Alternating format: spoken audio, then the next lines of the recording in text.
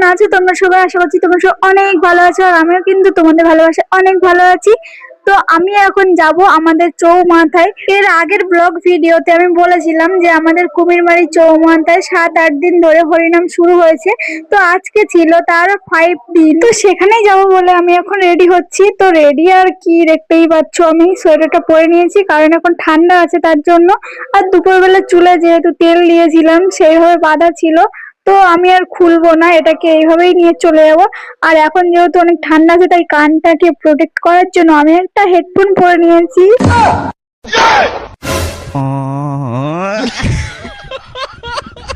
তো চলো আমি কিন্তু একেবারে ওখানে গিয়েই তোমাদেরকে দেখাচ্ছি, কারণ আমি আবার রাস্তাঘাটে ভিডিও বানাই না। তো এখন দেখতে পাচ্ছ এখানে কিন্তু সন্ধ্যেবেলা সন্ধ্যে আরতির গান চলছে, তারপরে হবে গীতা পাঠ।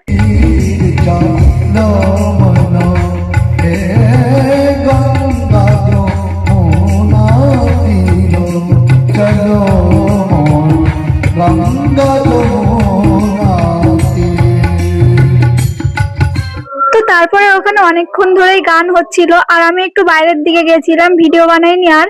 আর এখন এসে আবার ভিডিও করছি। এখন গীতা পাঠ। বসুদেব ধ্যানস্থ হলেন, সে অন্ধকার কারাগারে আসনের উপরে বসে নেত্র বন্ধ করে ধ্যান করতে লাগলেন। তো প্রায় অনেকক্ষণ ধরে গীতা পাঠ হলো, তারপরে এখন হচ্ছে একটু নাচের গান।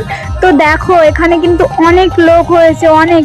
প্রথম 2-3 দিন কিছু লোক কম হয়েছিল, কিন্তু এটা হচ্ছে 5 দিন, তো এই দিনে অনেক লোক হয়েছে। আর কালকেও হয়তো অনেক লোক হবে, কারণ ইন্টারেস্টিং জায়গায় গীতা পাঠটা বন্ধ রেখেছে।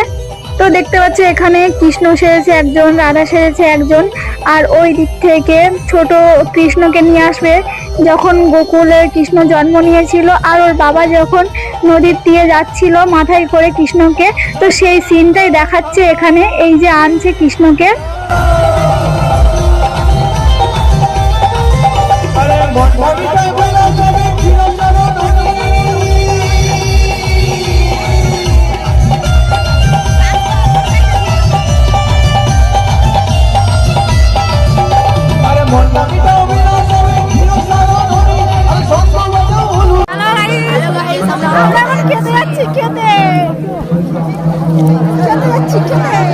বিচ্ছিরি বিষয়, জীবনে লাইভ করি না, আজকে আইছি।